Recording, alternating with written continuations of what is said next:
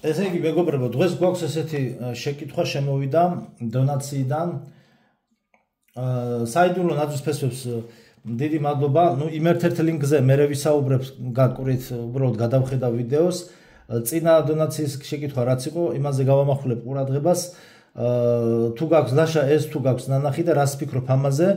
განდგომილება ნაწილი მესამე საქართველოს ეკლესიის იერარქია და ეკუმენიზმი. აი ეს ვიდეო შეგიძლიათ თქვენ იხილოთ YouTube-ზე. რა ესე ვთქვათ, რა მოვლენები მიდიოდა ამ ეკუმენიზმთან დაკავშირებით, აი შეგიძლიათ იხილოთ, ამაც ახლოს მოვიტან. ასე ჩაწერეთ YouTube-ზე.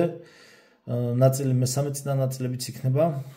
გავწვევ ის არის, აი ესე ჩაწერეთ და შეგიძლიათ ნახოთ რა. სოდომისტების გამრავლება სამღვდელოებაში კარგი საშუალებაა ეკლესიისა და მართლმადიდებლობის დისკრედიტაციისათვის. ხო, ნახეთ როგორ თემა არის. ცოტა მიმოხილვას გავაკეთებ, იმიტომ რომ ეს თემა არის ძალიან დიდი თემაა რა, ძალიან იმდენად დიდი თემაა, რომ ამ საკითხის გარშემო თუ კი რაიმე მექნება სამომავლოდ და ალბათ მექნება სხვადასხვა სპეციალისტების ინტერვიუებია საჭირო და ჩართულობა, იმიტომ რომ ძალიან რთული თემაა. მე ჩემი ესე ვთქვათ ამ დროის ინფორმაციით და განათლებით რაც შემიძლია ერთ-ორ სიტყვას ვიტყვი რა. პირველ რიგში ვიტყვი იმას, რომ ანუ აქ არც პატრიარქის, არც მე ასე ვთქვათ, არც ჩემი მხარდაჭერა ჭირდება პატრიარქს, არც რაიმე საქმეში გამართლება ჭირდება. მე ვამბობ მოცემულობას რაც არის რა. ეკლესიას ან პატრიარქს რო არ გაევლო, ჩემი როგორც აი მრევლის გადასახედიდან ვიტყვი რა. პატრიარქის მოღვაწეობა რაც არის თლიანობაში, ერთხელ პატრიარქმა თქვა რომ ერთ-ერთ ინტერვიუში ახსენა რომ და ხა წიგნებთან დაკავშირებითაც ვისაუბრებთ. ერთ-ერთ ინტერვიუში ახსენა რომ ვინც მე ასე შევძელი პატრიარქობა და ამ ჯურის ასე ტარებაო რა და ვინც შეძლებს უკეთესათო, ვინც შემდგომოა უკეთესად მან პატრიარქოსო და მან გაწიოს ეს ვთქვათ ეს უღელიო რა პატრიარქობისო. თავიდან რეზიუმეთი რო გავაკეთო, ანუ რეზიუმე რო გავაკეთოთ, ხო? პატრიარქის ამ 40-45 წლიანი და უკვე 45 წელზე მეტია რაც ადამიანი არის უწმინდესი სრულიად საქართველოს კათოლიკოს პატრიარქი, ანუ აი ეს გზა რო არ განვლილიყო, რაც აქ მოხდა, რომ არ განვლილიყო, სხვა ყველა დანარჩენ შემთხვევაში რუსეთთან მიმართებით ესე ვთქვათ, რუსეთის საპატრიარქოსთან მიმართებაში ურთიერთობებში და შიდა სამზარეულოები რაც ხდება, რაც ძალიან ბევრმა არათუ უბრალოდ მოქალაქე მრევლმაც რო არ იცის, რაც მაგალითად მე ვიცი, ზოგი სხვა მიცის, ხო შიდა სამზარეულოში რა ხდება და რაც ზოგი რამ ითქმის, ზოგი რამ არ ითქმის, ხო? ეს ყველაფერი ესე რო არ მომხდარიყო, დღეს საქართველოს ანუ ჩვენ საქართველოს ეკლესიის თლიანობა იქნებოდა დარღვეული და მივიღებდით იმ შედეგს, აი მივიდოდით იმ შედეგებამდე, მაგალითად რა შედეგებამდეც მივიდა დღეისათვის საბერძნეთის ეკლესია. საბერძნეთის ეკლესია მივიდა უკვე იმ შედეგებამდე, რომ ეკლესია რამდენიმე არის დაყოფილი ეკლესია, იქ კიდე მაგას კიდე ცალკე სპეციალისტი ჭირდება, მაგაშიც კიდე შიგნით შიდა სიღრმეებში მე კიდე ვერ ვერკვევი და თვითონ საბერძნეთის ესე ვთქვათ პარლამენტმა მიიღო კანონი და მამათმავლების ქორწინება დაუშვა რა. ეს პირდაპირ კავშირში არის საეკლესიო ცხოვრებასთან, ეს მათი პარლამენტის მიერ ამ კანონის მიღების აქტი პირდაპირ მათ საეკლესიო და სულიერ მდგომარეობასთან არის პირდაპირ კავშირში. პირველ რიგში ასევე ვიტყვი იმას, რომ ნახეთ ჩვენ, აი ნახეთ რომ რისი ახსნა მინდა. ჩვენ არის რომ რა გვინდა და რა არის რეალობა, ეს არის ორი სხვადასხვა რამე. ეს ასევე უკავშირდება ერეკლე მეორის მიერ მიღებულ გადაწყვეტილებას, ხო? ესე იგი, აი გიორგიევსკის ტრაქტატის შესახებ, ხო? ფაქტია, ბევრი აკრიტიკებს, ხო, ზოგი რომ დღეს რატომ მიიღო და ასე შემდგომ. ეს ეგვიპტურ მატრიცის დასაკრავი სია რომ აქვს მე ცალკე, ეს ყველაფერი ამასთანაც არის კავშირში. ეხლა მე ჩემებურად დავაკავშირებ. ერეკლე მეორის, ნახე ფაქტია ის, რომ ერეკლე მეორის გიორგიევსკის ტრაქტატი რომ არ დაედო, დღეს მთელი საქართველო იქნებოდა გამუსულმანებული და ანუ რეალურად საქართველო არ იარსებებდა. ანუ ჩვენ ნაწილობრივ, აი საერთო ჯამში რო ვთქვათ, ნაწილობრივ გვიწევს რუსული იმპერიალიზმის წნეხის ქვეშ ცხოვრება. ეს წნეხი ერთგვარად, ანუ ერთის მხრივ არის მფარველობაც მუსულმანური სამყაროს შემოტევისგან და მეორეს მხრივ არის ესე ვთქვათ განსაცდელიც ჩვენი ქვეყნისთვის. ამიტომ აქედან გამომდინარე, ნახეთ რაზე არის საუბარი, აქედან გამომდინარე ჩვენ გვინდა როგორ ისევ როგორც ზიად გამსახურდია სუნდოდა, ხო, რომ დამოუკიდებლობა ბოლომდე ყველაფერში. გასაგებია, მაგრამ ჩვენ ანუ გეოპოლიტიკური მდგომარეობიდან გამომდინარე, ჩვენ სანამ რუსეთი იარსებებს და სანამ რუსეთი ესე თქვა ძლიერი იმპერია იქნება, ჩვენ რუსეთი არასოდეს არ გაგვიშვებს ხელიდან და მათი წნეხიდან ჩვენ ვერ დავაღწევთ თავს იქამდე სანამ თქვა საქართველოს არ ჩაიკეტება მომავალში და რეალურად დამოუკიდებელი და თავისუფალი არ გახდება. მაგრამ ესეც იმ შემთხვევაში თუ კი რუსეთი ზოგადად გონს მოეგება და რუსი წმინდანების თქმის არ იყოს საქართველოს თავი გაანებეთო, ხო, ნუ ავიწროებთ, ხო? ან ორი ვარიანტი, ან რუსეთი უნდა დაიშალოს, ან კიდე რუსეთი მოვიდეს გონს ან რუსული პოლიტიკა ის მოვიდეს გონს იმ დონემდე, რომ ან რუსი წმინდანების შეგონება საქართველოსთან დაკავშირებით გაითვალისწინოს, ხვდებით? სხვა შემთხვევაში ამ ეტაპისთვის რუსეთი საქართველოს ხელიდან არც პოლიტიკურად და არც ამ საპატრიარქო ურთიერთობების ამბავში არ გაუშვებს. რა თქმა უნდა, აქ არის საუბარი, ხა ეს ვიდეო ცალკე უნდა ნახოთ, ნახე, რა თქმა უნდა, კაკებე მუშაობდა და კაკებე იმუშავებს ამ შიდა სამზარეულოში და აი ამ სიტყვაზე საპატრიარქოსთან დაკავშირებით და პირდაპირ გეუბნებით, უკრაინაში ომი რატო დაიწყო, იცით? ეს ყველაფერი სულიერი საკითხებიდან გამომდინარე არის რა. უკრაინაში ავტოკეფალიის გამოცხადება, აი ნახეთ, უკრაინაში ავტოკეფალიის გამოცხადება რო გადაწყდა და რო გადაწყდა ზუსტად მაშინ რაღაცა სამსახურებრივ რაღაც ხელოსნობასთან დაკავშირებით ერთ-ერთ მონასტერში მომიწია 2 დღით წასვლა რა, რაღაც საქმეზე გაგვიშვეს რა. მე ხის სპეციალისტი ვარ რა. არ დავასახელებ მონასტერს. ერთ-ერთ მონასტერში მოგვიწია წასვლა ხელოსნებს რაღაც უნდა გაგვეკეთებინა რა და იქ რაღაც საუბარი ზუსტად აი უკრაინამ რო ავტოკეფალიაზე დაიწყო საუბარი, ხო? ის პერიოდი იყო რა, რომელი 2019 თუ რაღაც წელი იყო. 2018 თუ 2019 წელი იყო რა. და იმ მონასტრის წინამძღვარი თან რუსია თუ უკრაინელი აღარ მახსოვს მოკლედ აქ მაცხოვრებელი, მაგრამ აქ მაცხოვრებელი რუსი წარმომავლობით რუსი იყო თუ უკრაინელი, მოკლედ საერთო ჯამში სლავი იყო რა ეს წინამძღვარი. ამ ადამიანმა გადმოგვიღო ეს პირად საუბრებზე რაც მოხდა რა, გადმოგვიღო ჩვენ ესე იგი გადმოგვიღო ჩვენ ერთ-ერთი საეკლესიო კალენდარი და რაღაც ლიტერატურა, სადაც იყო სადაც გვაჩვენა უკრაინის ეპისკოპოსები და მოკლედ იქ როგორ იყვნენ დაკავშირებული მოსკოვის საპატრიარქოსთან, ვის იერარქიულად, ანუ ტექსტი აღარ მახსოვს, მაგრამ იერარქიულად ვის რა როგორ ეკუთვნოდა მორჩილება და მოკლედ იქ შიდა საეკლესიო სამართლის იქ ვალდებულებები რა როგორ არის, აი ტერმინოლოგიურადაც ამ ყველაფერს გამოთქვა რთულია, მაგრამ იმ კაცმა გვაჩვენა ჩვენ ეს ყველაფერი და აგვიხსნა თუ რატომ ვერ მიიღებდა უკრაინა ავტოკეფალიას. აი მასალები დაგვიდო და აგვიხსნა ძალიან საინტერესოდ განმარტა რა.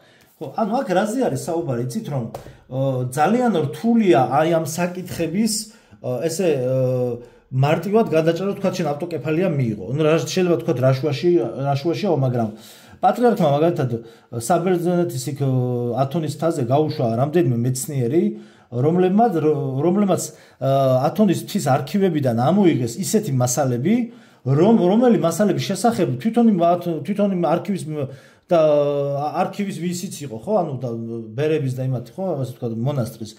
მათაც კი რომ არ იცოდნენ ამის შესახებ, რა, ისეთი მასალები ამოიღეს საქართველოს შესახებ,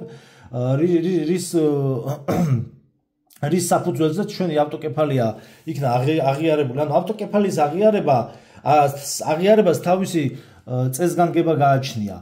ეს ყველაფერი არის ერთმანეთთან საერთოდ დაკავშირებული. ეხლა ისი თქმა მინდა რომ უკრაინა მაგალითად როდესაც თავისი ავტოკეფალიის გამოცხადებით, ანუ ამ რუსული საპატრიარქოს ზეგავლენიდან გასვლად რომ დააპირა, აი შედეგად მიიღო ქვეყნის ნგრევა, ანუ ქვეყნის ნგრევა. ჩვენც ვართ ანალოგიურ სიტუაციაში. ანუ რისი თქმა მინდა რომ აქ არის საუბარი იმაზე, რომ ვთქვათ, რომ თითქოს კაკებს ამაზე უამრავი საუბარი, რომ კაკებმა გამოაგზავნა პატრიარქი და ასე შემდგომ. ხახნო, კაკების ჩართულობის გარეშე, რა თქმა უნდა, არც პატრიარქის არჩევა და არაფერი არ მოხდებოდა, რა თქმა უნდა, მაგრამ ჩვენ ეს ყველაფერი, ანუ როდესაც საუბარი რომ პატრიარქი და იმაზე ეკუმენიზმზეც ვიტყვი, როდესაც საუბარია იმაზე რომ პატრიარქიო კაკების აგენტიაო, ანუ ნახეთ ჩვენ რითი უნდა, ანუ ხე შეიცნობა ნაყოფით. მე იქ ერთ-ერთმა მამაო მიგ დავითიანის იმაში ის შეკითხვაზე გასა მაგაზე პასუხი დევს იქ პატრიარქის კაგებეშნიკობასთან დაკავშირებით ესე რომ ვთქვათ რა წყალებში პასუხი დევს YouTube-ზე დავითიანის ლექციაში რომ თუ პატრიარქი თუ კაგების აგენტი იყო მაშინ ამდენ ეკლესია მონასტერს რატო ააშენებდაო და ასე შემდგომ რა ანუ ხე შეიცნობა ნაყოფით ფაქტი არის ის რომ ის გზა რაც თუნდაც ამ ეკუმენიზმთან დაკავშირებით ეს იყო პოლიტიკური ლავირება თუ რა იყო ხო გასაგები აქვს საეკლესიო და რა თქმა უნდა ეკუმენიზმი არის ძალიან დიდი ბოროტება და სატანიზმის უმაღლესი გამოხატულება ეკუმენიზმი ამაში ორი აზრი არ არსებობს მაგრამ ის გზა რაც ჩვენმა ეკლესიამ განსაკუთრებით პატრიარქობის ჩვენი უწმინდა ილია მეორის პატრიარქობის პერიოდში გაიარა ჩვენ თუ არ გავივლიდით ამ გზას სხვა შემთხვევაში ჩვენ მივიღებდით დაშლი და დანაწევრებულ და განხეთქილება მიღებულ ეკლესიას. ანუ პატრიარქი რო არ ყოფილიყო პირდაპირ მე ჩემ პირად აზრს ვიტყვი რომ ეს კონკრეტულად ილია მეორე რო არ ყოფილიყო პატრიარქი სხვა ყველა ნებისმიერ სხვა პატრიარქის შემთხვევაში სხვა პიროვნების პატრიარქობის პირობებში ჩემი აზრით ვერ მოხდებოდა საეკლესიო ერთიანობის შენარჩუნება. და აქ ახლა რომელი უფრო მთავარია თქვათ ეს ჩვენი ეკლესიისთვის ეს უფრო მთავარია თუ მე თქვათ ამ ეკუმენიზმზე თქვათ მე ბოდიშის მოხდა ამბიონიდან და შენდობის თქმა ხალხზე ანუ ეს ამაზე უნდა შედგეს არ ვიცი საეკლესიო სამართლო უნდა შედგეს გამოძიება უნდა ჩატარდეს რეფერენდუმი თუ რა ვიცი რა უნდა ჩატარდეს რომ დასკვნა დაიდოს სად იქნა დაშვებული სიტყვაზე შეცდომები რა არის სწორი და რა არასწორი ალბათ ესე ანუ ჩემი ამას ერთი სპეციალისტის აზრიც კი არ ეყოფ ამას ეროვნული ესე ვთქვათ ყრილობა ჭირდება და ძალიან დიდი მრავალთვიანი ესე ვთქვათ ისჭირდება ამას რა განხილვა აი ამ საკითხებს ანუ ეს მარტივად არ არის ანუ აქ ხარ რატო ვახსენე მე ეს ყველაფერი რომ აი სხვათა შორის დაბადება საქართველოში რო იყო იაგო ხვიჩიასთან იქაც იყო გადაცემაში ეს ერთ-ერთი ცალკე მდგომი ეპისკოპოსი რო არის ანუ გაყოფილი არ არის მაგრამ დამამწნევი სახელი ის იწყვება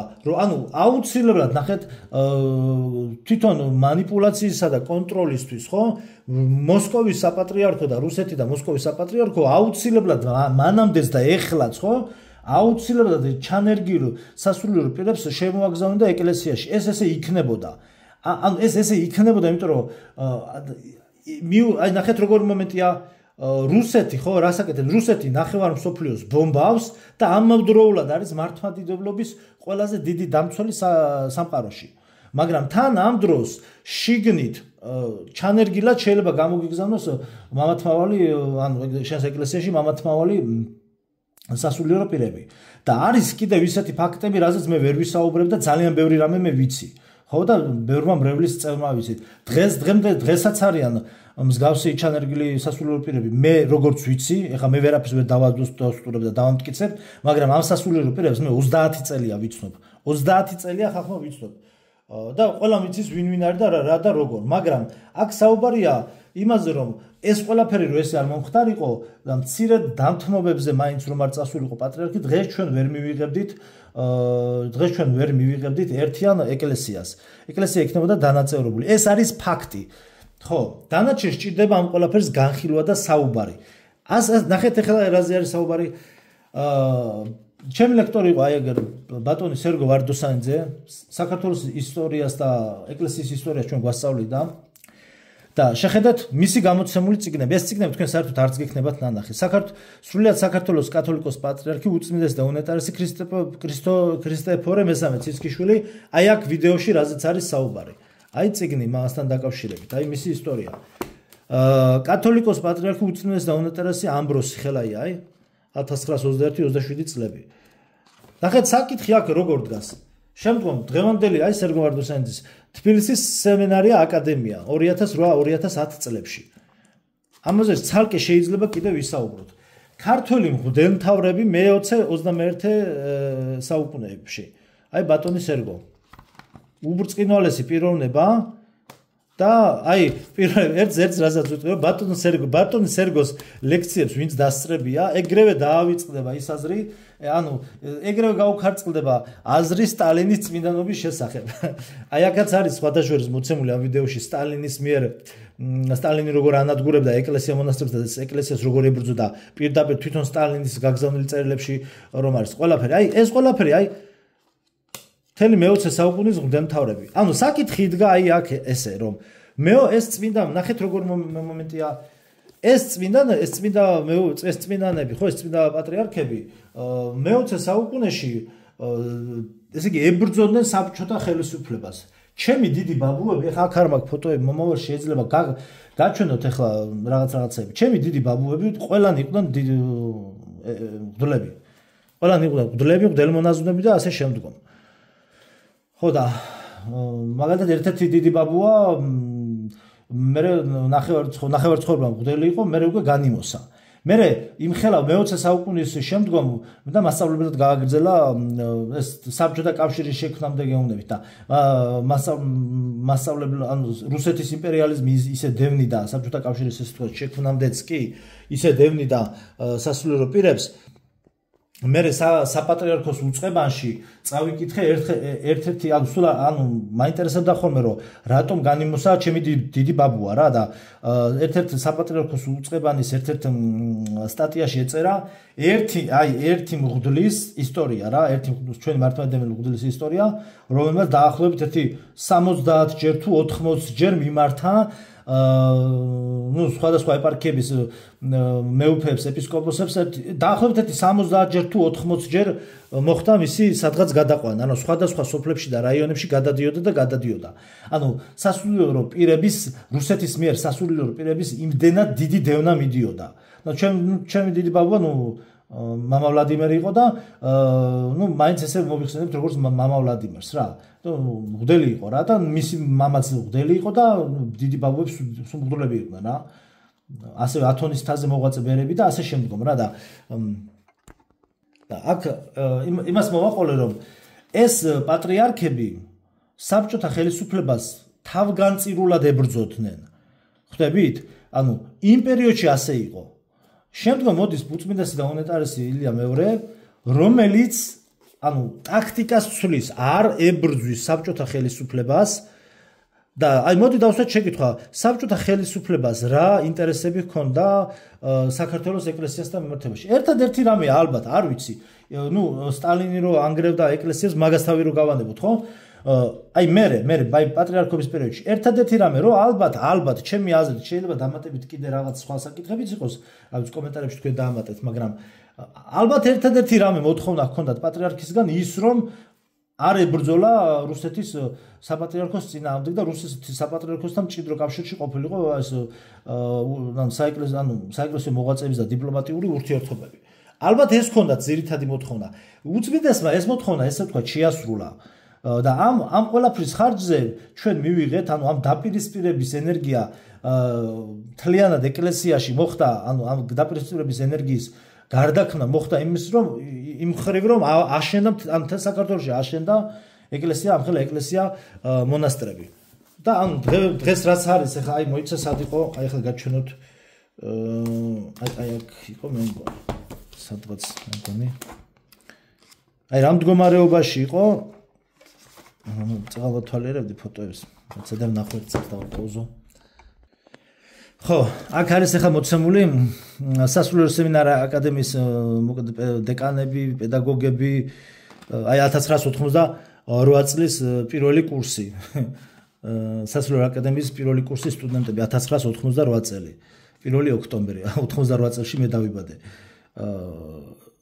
თბილისის სასულიერო აკადემიის საზეიმო გახსნა 1998 წლის 3 ოქტომბერი 4 თუ 5 თვის ვიყავი ამ დროს რამე აკადემია გახსნეს. აი მცხეთის სამთავრო და მონასტერი და მცხეთის სემინარია და აი რო გადავიდეთ ბოლოში გადავიდეთ ნახეთ საიდან იწყება ისტორია. მცხეთის სამოძღვრო კურსების პირველი მსმენელები და პროფესორ მასწავლებლები 1973 წელი. ანუ ამ დროს სემინარია არც კი იყო ალბათ რა, ანუ შეხედეთ. და უწმინდესი არის მცხეთის სამოძღვრო კურსების დირექტორი შემოქმედი ეპისკოპოსი ილია 1963 წელს. 1963 წელს მაგალითად მამიდა ჩემი დაიბადა. 62 წელს მერე დაიბადა მამა ჩემი. აი ეს რაზე ვამბობ, ნახე. 63-იანია მამიდა ჩემი, აი. ეს ლიტერატურა ხალხს ხო არა აქვს.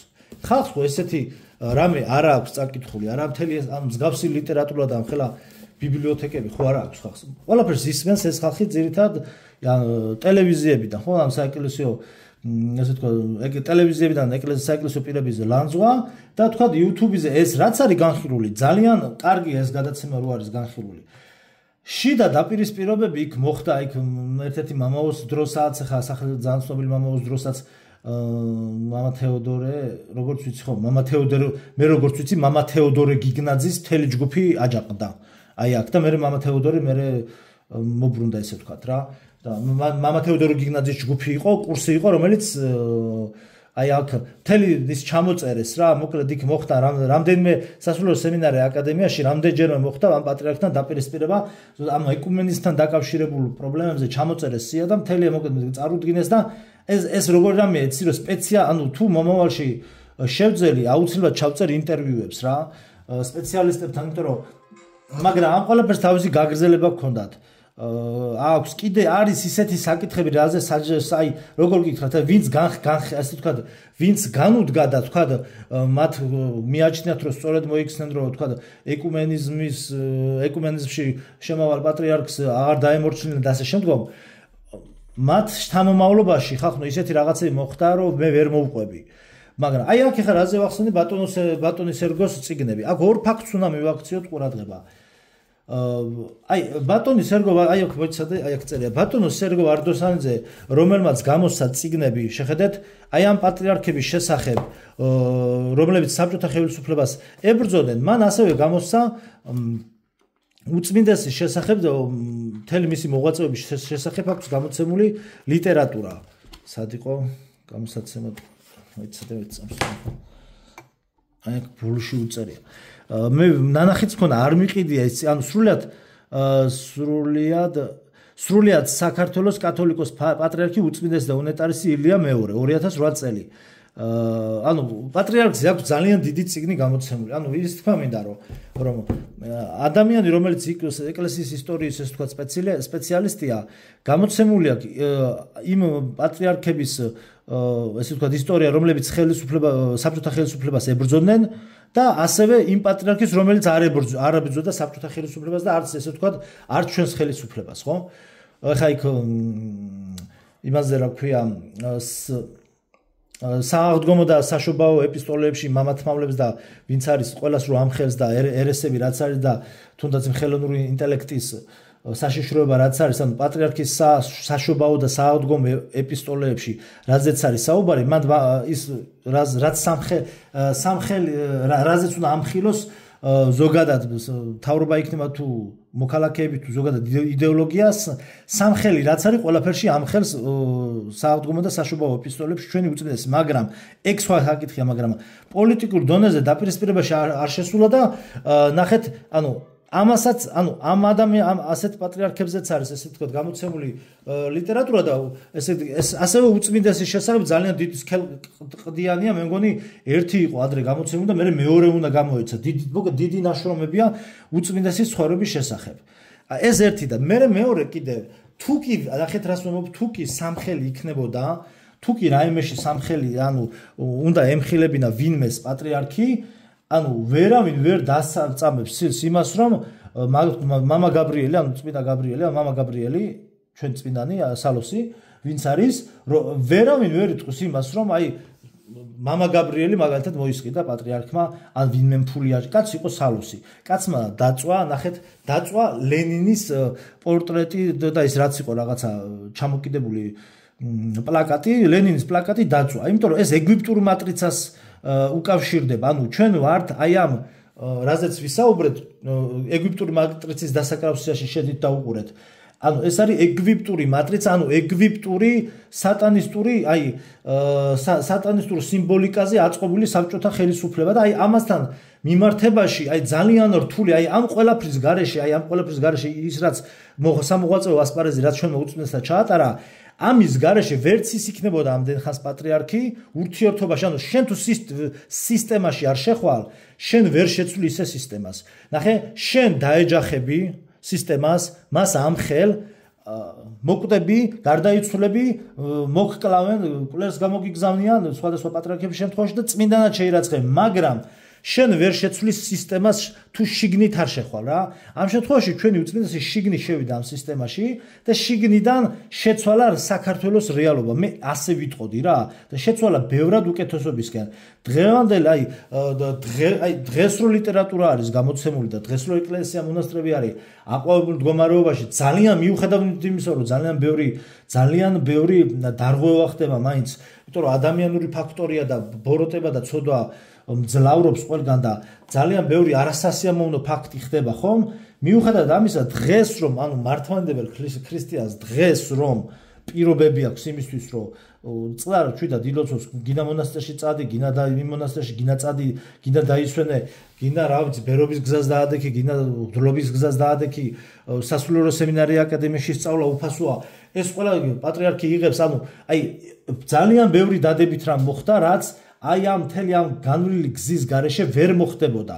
იმიტომ რომ შენ თუ გადაემტერები, ანუ ნახე შენ თუ გადაემტერები, ასე ვთქვათ, გადაემტერები მოსკოვის საპატრიარქოს, მოსკოვის საპატრიარქო არ მისცემდა საშუალებას პირდაპირ რომ ვთქვათ, აქ და იქ რო ჩანერგილი არ ყოფილიყვნენ და უწევდა იმ ინტერვიუებში ნახავთ რომ უწევდა პატრიარქს რაღაც პერიოდში უწევდა თვალის დახუჭვა ამ საკითხებზე, ამის გარეშე ეს ვერ მოხდებოდა. ანუ მე კი არ ვამართლებ, ან რამეს კი არ ვამბობ რომ სიტყვაზე ესე უნდა მომხდარიყო და ეს კარგია თუ ცუდია. ანუ კარგზე და ცუდზე არ არის აქ საუბარი.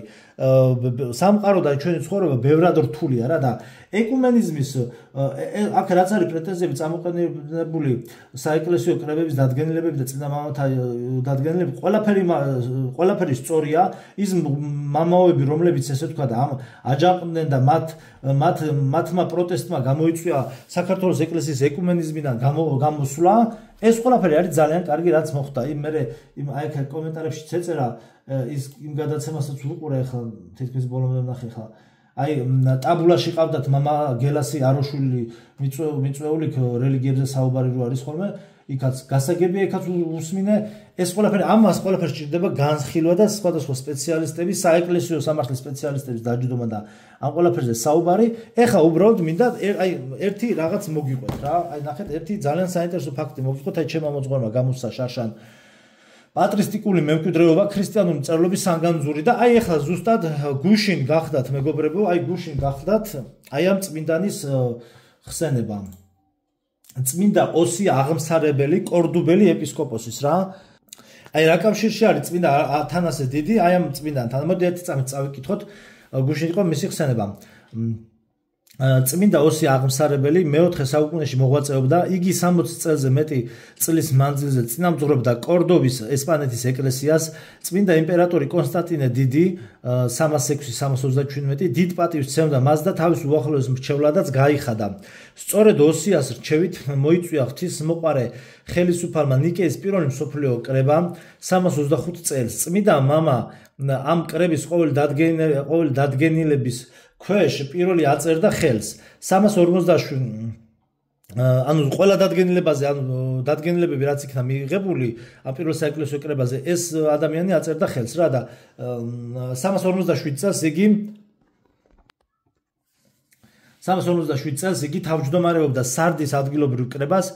წმინდა კონსტანტინე დიდის მიცვალების შემდეგ ოსია მტკიცედ იცავდა მღვდელმთავარ ათანასე ალექსანდრიელს არიანელი იმპერატორის კონსტანციუსისგან, რისთვისაც სირმიაში გაასახლეს. უფლის რჩეული მშვიდობით მიიცვალა 359 წელს კორდოვაში დაბრუნების შემდეგ.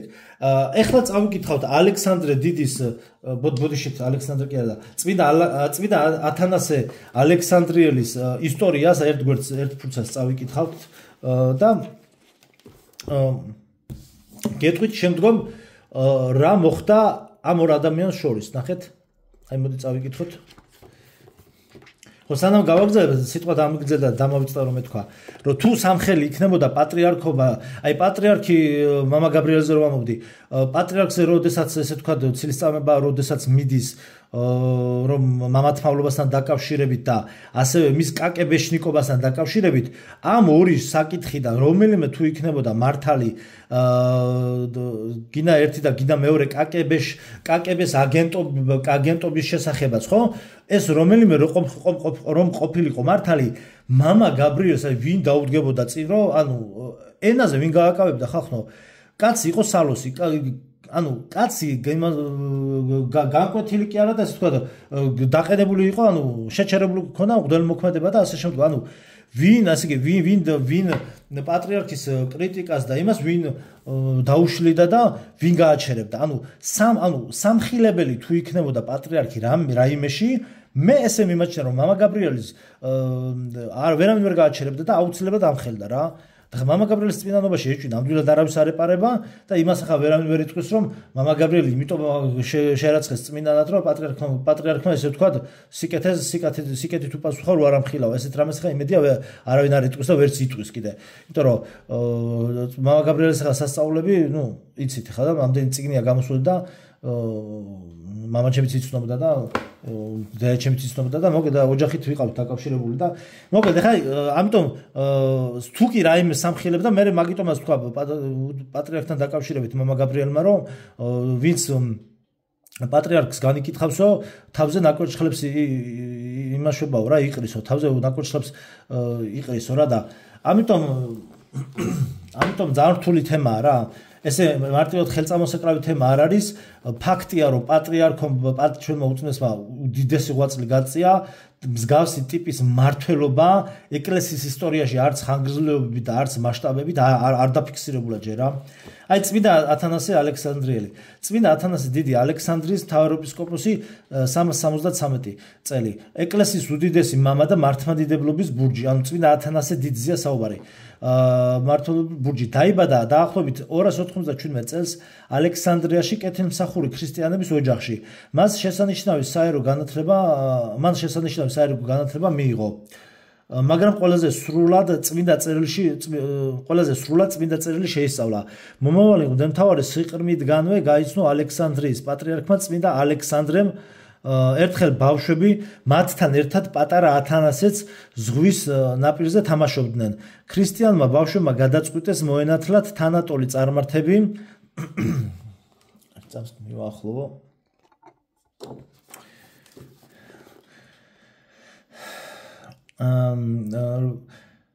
ბავშვებმა გადაწყვიტეს მოენათლათ თანატოლი წარმართები ყრმა ათანასემ რომელიც ბავშვებმა ეპისკოპოსად აირჩიეს შეასრულა ნათლობის წესი და ზუსტად გაიმეორა სიტყვები რომელიც ეკლესიაში გაიგონა ანუ ოქროს ფორმულა რაც არის ნათლობაში ის თქვა რა პატრიარქი ალექსანდრე ფანჯრიდან უყურებდა ამ სცენას მან ბავშვები და მათი მშობლები თავისთან მოიხმო დიდხანს საუბრობდა მათთან და დაარწმუნა რომ ბავშვების მიერ თამაშით შესრულებული ნათლისღება ეკლესიის წესს სრულიად შეესაბამებოდა. ნათლისღება აღსრულებულად ჩათვალა და მხოლოდ მირონცხების საიდუმლო ჩაატარა.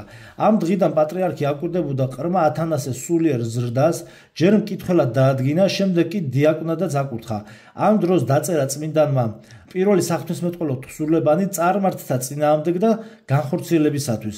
დიაკონის ხარისხში ახლდა წმინდა ათანასე პატრიარქ ალექსანდრეს დიაკონის ხარისხში ახლდა წმინდა ათანასე პატრიარქ ალექსანდრეს 325 წლის პირველ მსოფლიო კრებაზე ნიკეაში. კრებაზე წმინდა ათანასე მამხილა არიოზის ერესი და მოითხოვა ევსევის მიერ შემოთავაზებული ფორმულისათვის დაემატებინათ ერთ-ერთი უმოკლესი განსაზღვრება ერთ-არსი მამისა ის სიტყვა მოიწონეს კრების მართლმადიდებელმა მამებმა აშკარა და ფარულმა არიანელებმა კი მოიძულეს წმინდა ათანასე და მთელი სიცოცხლის მანძილზე დევნიდნენ მას. წმინდა პატრიარქის ალექსანდრიის გარდაცვალების შემდეგ მღვდელმთავრის კათედრაზე ერთსულოვნად აირჩიეს წმინდა ათანასემ. ის დიდხანს უარობდა, უღირსად მიიჩნევდა თავს, მაგრამ არ შეიძლებოდა მთელი ეპარქიის სურვილის უგულებელყოფა და 28 წლის ათანასეს 28 წლის ათანასეს ეპისკოპოსად დაასხეს ხელი. 47 წლის მანძილზე მართავდა სამწყსოს წმინდა ათანასე. ამ ხნის განმავლობაში მას მრავალი ჭირისა და განსაცდელის დათმენა მოუხდა. რამდენჯერმე განიდევნა ალექსანდრიიდან, ბევრჯერ თავად განერიდა მის მოსაკლავად აღძრულ არიოზის მიმდევრებს და უდაბნოს შეაფარა თავი. 20 წელი იმყოფებოდა წმინდა დევნილობაში, ხან ბრუნდებოდა სამშობლოში, ხან იმალებოდა. იყო დრო, როცა მთელ ქვეყანას გმინვა აღმოხდა, რადგან თავის და გასაოცრად არიოზის მიმდევრად იგრძნო თავი. მწვალებელთან მახეს განრიდებული ერთადერთი მართლმადიდებელი ეპისკოპოსი ათანასე კი უკაცრიელი თავშესაფრიდან ყურადღებით ადევნებდა თვალს ეკლესიის წიაღში მიმდინარე მოვლენებს, წერდა ეპისტოლეებს და ტრაქტატებს არიოზის მწვალებლობის წინააღმდეგ და მტკიცე ბურჯად ედგა ჭეშმარიტ სარწმუნოებას. არიანელ ეპისკოპოსთა ცრუ კრებაზე წმინდანს მღვდელმთავრის ხარისხიც კი აღყარეს. როდესაც იულიანე განდგომილმა ქრისტიანთა დევნა დაიწყო, მისი რისხვა პირველად სწორედ წმინდა ათანასეს დაატყდა. იულიანეს მისი მოკვდინებით გამანადგურებელი დარტყმის მიყედება უნდოდა ქრისტიანობისთვის, მაგრამ უმალ თვითონ აღესრულა უსახელოდ. ერთ-ერთ ბრძოლაში სასიკვდილოდ დაჭრილი იულიანეს უკანასკნელი სიტყვები იყო: შენ გაიმარჯვე გალილეველო. იულიანე განდგომილის სიკვდილის შემდეგ წმინდა ათანასე 7 წელი მართავდა სამწყსოს და აღესრულა 373 წელს 76 წლის ასაკში.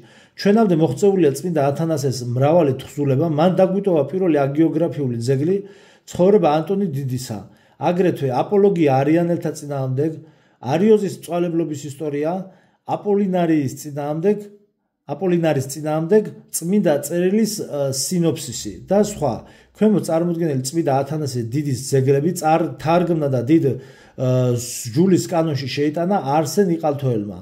გთავაზობთ მათ ახალ ქართულ ენაზე გადმოღებულ ვერსიას. ანუ, ნახეთ, წმინდა ოსი აღმსარებელი გარდაიცვალა 359 წელს, ათანასე დიდი გარდაიცვალა 373 წელს. ეხლა ნახეთ აქ რაშია საქმე. მაგალითად არსებობს, ნახეთ, პლუს ნახეთ აქ რა წერია, არიანელ ეპისკოპოსთა ცრუ კრებაზე წმინდანს მღვდელმთავრის ხარისხიც კი აღყარეს. წარმოგიდგენიათ, წმინდანს ანუ ათანასე დიდს თვითონ არიანელებმა აყარეს მღვდელმთავრის ხარისხი. აი აქ ასევე ნახეთ 20 წელი იმყოფებოდა წმინდა დევნილობაში. მე აქ ლექციებშიც გავლილი მაქვს ეს საკითხი ათანასე დიდის შესახებ. ეხლა ისი თქმა მინდა. არსებობს ბევრი რამის გამონაკლისი ხოლმე რა. მაგალითად ესე ვთქვათ, მიმალვა, როდესაც ქრისტიანობის დევნა ხდება, მაგალითად ახლა თვითონ პაისი ათონელს, ახლა წმინდა პაისი ათონელს ამასთან დაკავშირებით ადრესს ვთქვი და ასეთი განმარტება აქვს. ნახეთ, საბაზისო განმარტებას რომ მივმართოთ ჯერ, რომ თუკი ანუ ქრისტიანს შეუძლია რომ მიიმალოს, ანუ თქვა დევნილებას თავი აარიდოს. თქვა არ უნდა ეს სიკვდილი და არ არის მზად წმინდანობისთვის და მიიმალოს. მაგრამ თუ მისი მიმალვა, ანუ ქრისტიანობის დევნის დროს მისი მიმალვად რჩება იქამდე, სანამ მას არ დაიჭერენ, ესე რომ ვთქვათ. და არ მოთხოვენ კონკრეტულად ქრისტიანობის აღიარებას. როდესაც მიმავლული ხარ, სადღაც ხარ დამალული კაცო ბუჩქებში, სხვის ბინაში, გამოქვაბულში თუ სადღაც, შენთვის ხარ და ვერ გიპოვიან, იქამდე შენ ითვლები, ანუ შენ ქრისტიანი ხარ, ჩვეულებრივად მართლმადიდებელი ქრისტიანი ხარ და შენ არაფერი, ანუ დანაშაული ამით არ მიგიწვის. მაგრამ თუკიო წმინდა პაისი ათონელი ამას ყვება, რომ თუკი შენ გამოგამჟღავნებენ, დაგიჭერენ, იქ ვიღაც იმპერატორს მიგგურიან, ანტიქრისტეს მიგგურიან თუ ვისთანაც და თქვა ანტიქრისტიანულ წესების ჩვეულებას ან ქრისტიანობის უარყოფას თუკი მოგთხოვენ, შენ იქ უკვე ვალდებული ხარ, თუნდაც ცოცხლის ხარჯზეო, შენ უკვე ვალდებული ხარ რომ ქრისტიანობა, ან ვალდებული რას ნიშნავს, შენ აღიარო ქრისტიანობა და ქრისტე ძეღმერთი განკაცებულ ღმერთად და ასე შემდგომ როგორც არის, ხო? ანუ შენი წამსი უნდა აღიარო. შენ თუ იტყვის სიტყვაზე რომ იქ უარყოფ და გულში მე ქრისტიანად ვრჩები, ეგ არ ხდება, იმიტომ რომ ვინც მაღიაროს კაცთა წინაშე, ქრისტეს სიტყვებია, ხო? ვინც მაღიაროს კაცთა წინაშე, მეც ვაღიარო მამისა ჩემისა წინაშე და ვინც არ მაღიაროს კაცთა წინაშე, არც მე ვაღიარო მამისა ჩემისა წინაშე. ანუ შენ თუ ქრისტეს არ აღიარებ განკაცებულ ღმერთად, ამიტომაც ეს ყველაფერი არის ქრისტეს დოგმატის შესახებ ამ დასაკრაფციაში იქნება ეს საკითხი. ანუ შენ თუ გკითხავენ, დაგიჭერენ და არ აღიარებ, მას შენ უკვე ავტომატურად ქრისტიანობის უარყოფელი ხდები.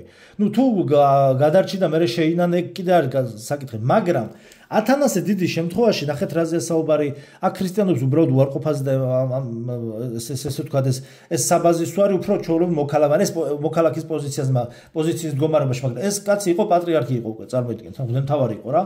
და ათანასე დიდი შემთხვევაში წესი და რიგით ასეთ შემთხვევაში ანუ როდესაც დევნილობაში არიან ხოლმე ასეთ შემთხვევაში არ არის მართებული ხოლმე რომ თქვათ მიიმალოს პატრიარქი იქნება ეპისკოპოსი თუ ვინც არ უნდა იყოს რა ასეთ შემთხვევაში არ არის მართებული მიმალვა ანუ როდესაც მოგდევენ უნდა დაუდგენ მტკიცეთ და ასე შემდგომ მაგრამ არსებობს გამონაკლისები რომ მაგრამ ათანასე დიდის შემთხვევაში ნახეთ მთელი საეკლესიო ავტორიტეტი და მთელი ეკლესია იმ პერიოდში იდგა ათანასე დიდის მხრებზე. ამიტომ ათანასე დიდის გაქცევა და მიმალვა მიიჩნევა არა სისუსტედ, არამედ სიძლიერედ, იმიტომ რომ მან გადაარჩინა საეკლესიო მართებული სწავლება. ანუ ამ შემთხვევაში მარტო ამის გამო არის ის წმინდანი, რომ ზუსტად მაშინ გაიქცა, როდესაც ანუ უნდა გაქცეულიყო და დამალულიყო, იმიტომ რომ ასე სჭირდებოდა იმ ეპოქაში, იმ მომენტს და იმ სიტუაციაში სჭირდებოდა ასე. ანუ მან ამით სწორი სარწმუნოება დაიცვა და გადაარჩინა ეკლესიის წიაღში, იმიტომ რომ ესე ვთქვათ, ის იყო უკანასკნელი მოხიკანი იყო რა იმ მომენტისთვის ის და ანუ ამ შემთხვევაში არა სიმხდალედ და ცუდ საქციელად, არამედ ყველაზე მამაცურ საქციელად ითვლება ათანასე დიდის დევნილობაში ყოფნა და გაქცევა და მიმალვა. ანუ ეს არ არის სიმხდალე, პირიქით ყველაზე დიდი სიმამაცე გამოამჟღავნა მან ამით, რომ ეკლესიას სწორი სწავლება შეუნარჩუნა და იქ ტრაქტატებს წერდა და თან ანუ არიანელებმა რა ქვია არიანელებმა აყარეს მღვდლის ხარისხი. მაგრამ ახლა რა მოხდა?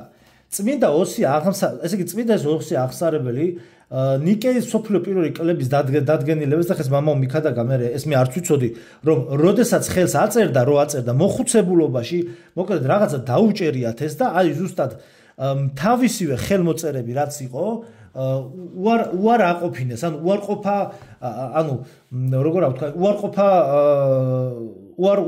უარყავიო რა მოკლედ შენი ხელმოწერილი დადგენილი ტექსტებიო და უარყოფა გააკეთა რა ანუ ატკაზი და არტყასე რო ვთქვა რა მოხუცებულობაში და მე გარდაიცვალა მაგრამ მისი გარდაცვალების შემდგომ წმინდა ათანასე დიდის უთქვამს ესეთი სიტყვები რომ როდესაც ის იყო წნეხის ქვეშ წმინდა ოსია კორდუბელი ეპისკოპოსი როდესაც იყო ის ესე ვთქვა არ ექვემდებარებოდა ანუ მან როდესაც უარყო ამ დადგენილების თავისი ხელმოწერები როდესაც უარყო პირველი მსოფლიო საეკლესიო კრების დადგენილების ხელმოწერები როდესაც უარყო ის არ იყო ესე ვთქვათ ჯანსაღ მდგომარეობაში ანუ სუსტ პოზიციაში იმყოფებოდა იმ პერიოდშიო და ანუ პასუხს არ აგებდა თავის აქციელზეო ალბათ მოხუცებულობა და ხანდაზმულობა ჰქონდა ისეთი რომ პასუხს არ აგებდაო ეს თქვა წმინდა ათანასე დიდმა და ამის შემდგომ წმინდა ოსი აღსარებელი წმინდანად შერაცხეს. ანუ რისი თქმა მინდა ხახნო რომ ძალიან დიდი თემაა ეს და ძალიან რთული თემაა. ალბათ მიხვდებოდით მე რაზე გავავლე პარალელები, ხო ხვდებით? რაზე გავავლე პარალელები, ხო და 1978 წლის 5 მაისს დააპატიმრეს მიტროპოლიტი გაიოს კერატიშვილი. სენებულ პირს ანუ გაიოს კერატიშვილს იცნობდა მამაჩემი. გაიოს კერატიშვილს იცნობდა მამაჩემი. მე მომიყვა ძალიან ბევრი რამე გაიოს კერატიშვილის შესახებ.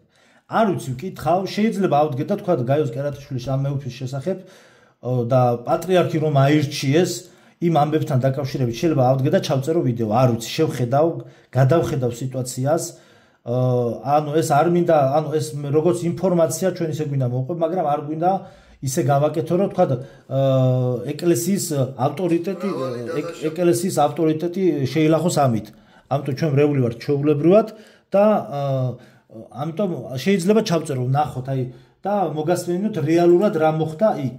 მაგრამ ეხლა რა თქმა უნდა ხა პატრიარქს რუსული საპატრიარქოს გარეშე არავინ არ გაუშვებდა. ეგერ ანუ ვაჟა-ფშაველამაც კაცო ილია ჭავჭავაძემაც მთელმა ამ გოსნებმა ყველამ მოსკოვში ისწავლეს და მოსკოვის გარშემო უნივერსიტეტებში ისწავლეს. იმის ილია ჭავჭავაძე დეპუტატი იყო მოსკოვის დუმის თუ რა ქვია იმის. ხო? და კაცი წმინდანია, იმიტომ რომ ქართულ საქმეებს აკეთებდა. მაშინ უწმინდესმაც იქ გაიარა სწავლა-განათლება, იქ მიიღო. მაშინ იქ იღებდნენ სწავლა-განათლებას. იქ რომ სწავლა-განათლება მათ არ მიიღო, დაქარ ჩამოსულიყვნენ, სასულიერო სემინარი აკადემიას ვერ დაარსებდნენ, ვერ აღადგენდნენ. ხო ხვდებით? იყო რა 3-4 კლასის დონეზე იყო, აი ვაჟა-ფშაველა რო და ისინი რო აკაკი წერეთელი და ისინი რო სწავლობდნენ, ხო? სასულიერო სემინარიაში სწავლობდა, ადრე მთელი ჩვენ ეს მწერლები 3-4 კლასის დონეზე იყო. ანუ ჩვენ ეს ყველაფერი არ გვექნებოდა, მაგრამ რა თქმა უნდა, ეს ყველაფერი მე არ ვამბობ იმას, რომ ეს ყველაფერი ღირს იმად თუნდაც ესე თქვა საეკლესიო კანონების დარღვევა მოხდეს და სამოციქულო კანონების დარღვევა ოღონდეს სასწავლებლები კონცე. ამ კუთხით მე არ ვამბობ. ამიტომ ეს თემა არის ძალიან მრავალმხრივი და ამ თემებს ჭირდება განხილვა და მოკედ შიგნით ძალიან ბევრი რამე მოხდა რა, ძალიან ბევრი რამე ვიცი მეც. მოკლედ რა ძალიან რთული თემაა რა. ძალიან რთული თემაა და ჭირდება ამას საუბარი. მაგრამ ერთს დავამატებდი კიდე რომ აგერ ვაზის უგნელ ქალს თუ სწორად ვიცი, ვაზის უგნელ ქალს გამოეცხადა მე მგონი ღვთისმშობელი და მახათას ეკლესია მაგით აშენდა. ანუ ეს გამოცხადებები აქ ნახეთ რას ვამბობ, აქ რომ პატრიარქი რომ ყოფილიყო უღირსი დამერწმუნეთ, აქ გამოცხადებები არ დააყოვნებდა და ეს მახათასა და სამხელა ეკლესიები არ აშენდებოდა. აქ ეკლესიის ნაგებობის მასშტაბურობაზე არ არის საუბარი. იმიტომ რომ ჩვენ ვართ ღვთისმშობლის წილხვედრი ქვეყანა ვართ და ძალიან მალე უკვე სხვათა შორის ღვთისმშობლის წილხვედრობის აი დღესასწაულიც კი დადგინდა მაისში 12 მაისია მე მგონი თუ სწორად მახსოვს 11 თუ 12 მაისი ივერის ღვთისმშობლის წილხვედრობის დღესასწაული დადგინდა და უქმე გამოცხადდა და ათონის მთიდან უნდა წამოვიდეს ივერის ღვთისმშობლის ხატი და მახათას მთაზე უნდა დაბრძანდეს და მერე ამით დაიწყება ასე ვთქვათ სულიერი აღორძინება და საქართველოს გაბრწყინება. მე ვემხრობი რა თქმა უნდა იმას რომ საეკლესიო სასამართლო აქ ძალიან ბევრი დეტალია ეხლა რა, ძალიან ბევრი დეტალია და ძალიან კარგია, როდესაც სასულიერო პირები არიან განათლებულები და ამ ყველაფერს მიაქციეს ყურადღება და 1997 წლის ეს ეკუმენიზმიდან გამოსვლა იმ ასე ვთქვათ იმ მოძღვრების დამსახურებაა და იცით როგორ აი აქ მე თვითონ სიუჟეტი როგორ მიდის, იცით რომ თუ მათი დამსახურება იყო, მაშინ რატო განკვეთეს და რატო გადააყენეს მსახურებიდან ეს მოძღვრებიო, ხო? ანუ ჩვენ ერთი რამე უნდა ვიცოდეთ ხახნო რომ ეს ნახეთ ქრისტიანობა დედამიწაზე ეს გახლავთ გოლგოთის გზა და შეიძლება ნახეთ თუნდაც ის აი მე როგორც ვიცი გაიოს კერატიშვილი იგებდა არ კეჭისყრა როგორც იყო აი როგორც მახსოვს ხა მამაჩემ როგორც მოვიყვა მოვაყოლებ ნახოთ რა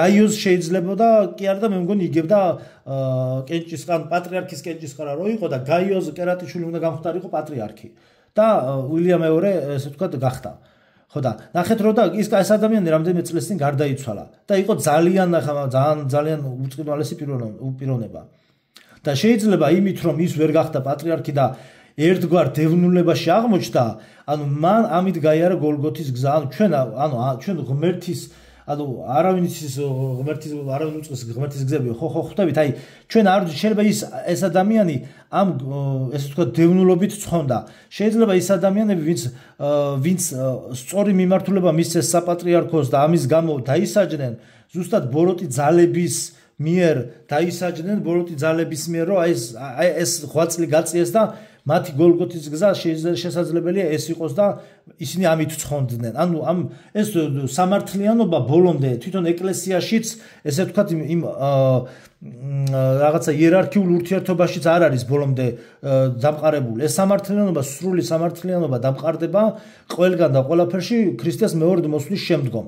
როდესაც საბოლოო დადგება სამართალი და ბოროტება განდიდევნება ბოლომდე რა და განახლებული მიწა იქნება.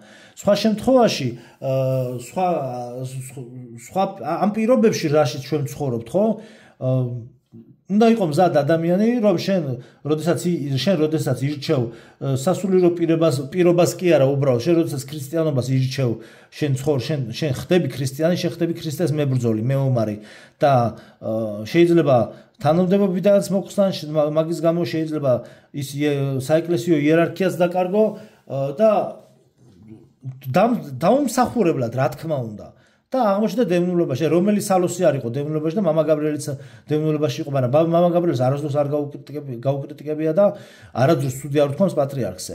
კიდევ ერთხელ ვიმეორებ, თუ კი სამხე, ანუ ნახეთ, მე გეუბნებით, რომ ის, ანუ მამა გაბრიელმა იცოდა, ხალხი ნანახი არ ყავდა, ისე იცოდა, მე ფაქტებს გეუბნებით, ფაქტები ვიცი, ისეთი რაღაცეები, რაც წიგნებში არ დაწერილა და მამა გაბრიელის არც ერთ ინტერვიუში არ არის. და არის კიდე რაღაც ისტორიები, რაც მე პირადად მომიყვნენ. ჩემი მოძღვრის მოძღვარი იყო მამა გაბრიელი და მაშინდელი სხვა მოძღვრის და სამთავროს დედათა მონასტერში რეები ხდებოდა და დაპირისპირებები და იმხელა სკანდალებს აწყობდა მამა გაბრიელი, დგავდა სცენებს, იმიტომ რომ ზოგი ესე ვთქვათ აპარტამენტებიდან გამოაფხიზლა, ზოგი რაღაციდან ხან თავსი ლოთად წარმოაჩენდა ხოლმე და არის ისეთი ისტორიები რაც არავინ არ იცის და რამდენიმე ადამიანმა იცის და ერთ-ერთი მე ვარ მაგალითად, ხო? და არ მაქვს ზოგს მოვყვები, მე ზოგს ვერ მოვყვები. და მამა გაბრიელმა ხალხს რო არ იცნობდა და რომ მიდიოდნენ მასთან, ისეთი ამბები იცოდა მათ შესახებ, ფიზიკურად რო ვერ უნდა ცოდნოდა, ხვდებით? ხო და ამიტომ ეხლა მამა გაბრიელ პატრიარქის შესახებ რა არ იცოდა, მე ესეთ კითხვას დავსვავ. ამიტომ პატრიარქის პატრიარქობა შეფასებულია უკვე და მომავალშიც შეფასდება. თუ კი სადმე რაიმე დარღვევა იყო, არც ეგ დარჩება ესე ვთქვათ, გამომხელელ, არ არის დაფარული, რომელი არ გამოცხადდესო, განცხადდესო და ყველაფერზე იქნება შესაბამისი პასუხი მიცემული.